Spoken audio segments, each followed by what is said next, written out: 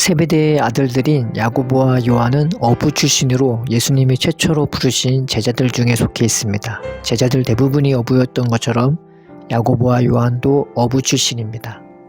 그런데 다른 어부들과 다르게 세베대의 어부 가문은요, 이 사꾼을 부리고 있었다는 것과 요한이 대제사장과 안면이 있었다는 것, 그리고 예루살렘에 자기 집을 가지고 있었던 듯한 것으로 보면 이 집안이 사회적으로 꽤 유력한 가정 출신인 것으로 보입니다. 그리고 성경의 말씀을 살펴보면 그들의 어머니는 살로메라고 하는데 예수님의 어머니 모친 마리아와 자매 관계로 짐작됩니다. 만약 그렇다면 이 야고보와 요한은 예수님과 이종 사촌지간이며 다윗 가계에 속해 있고 제자들 중에서도 예수님과 꽤 가까운 사이가 될 것입니다.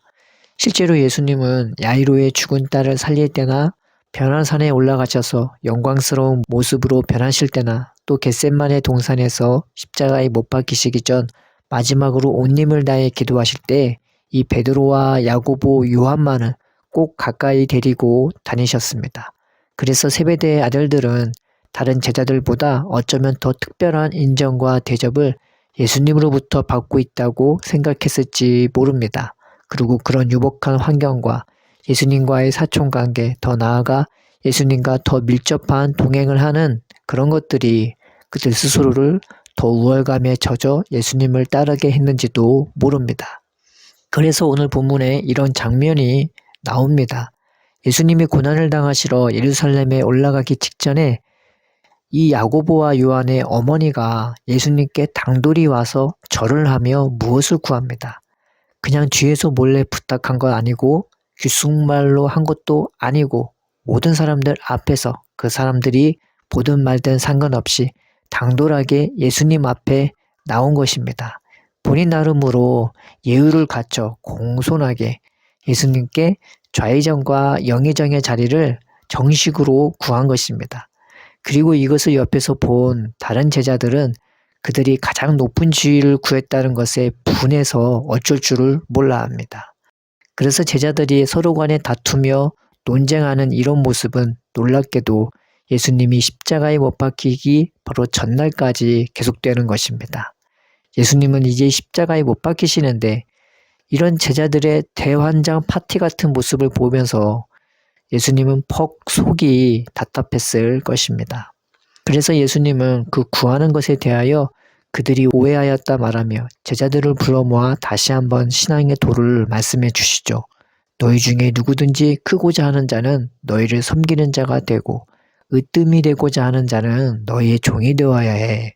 인자가 온 것은 섬김을 받으려 함이 아니라 도리어 섬기려 하고 자기 목숨을 많은 사람의 대속물로 주려 함이야 라고요.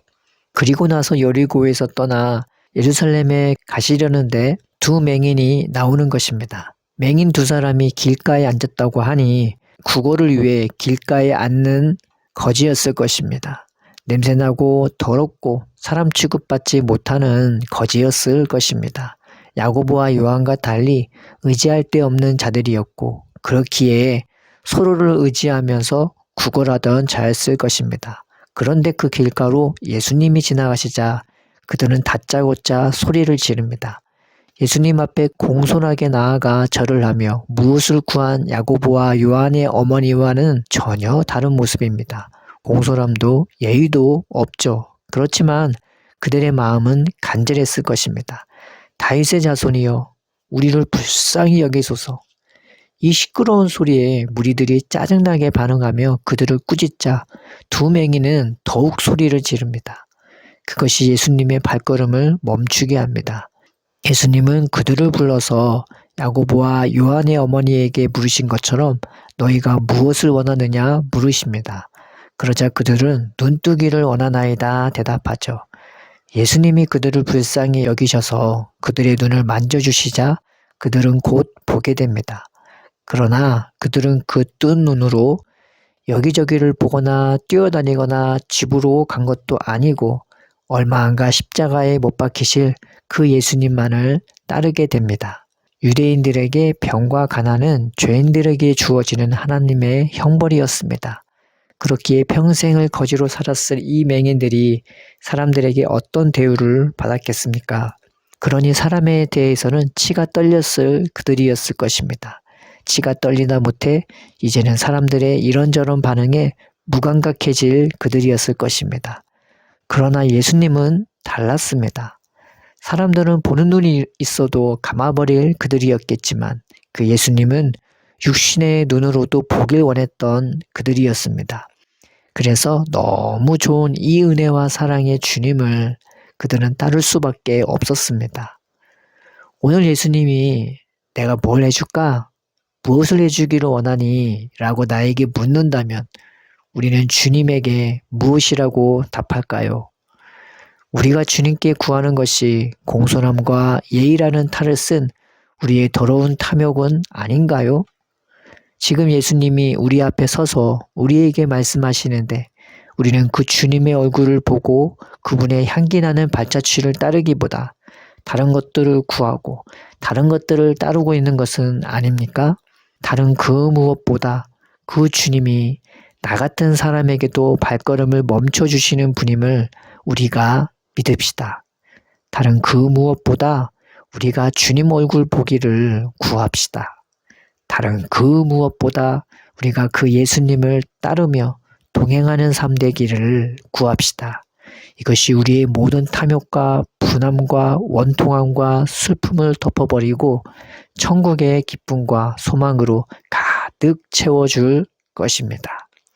사랑의 아버지, 우리에게 주님을 찾고 구하는 마음을 주옵소서.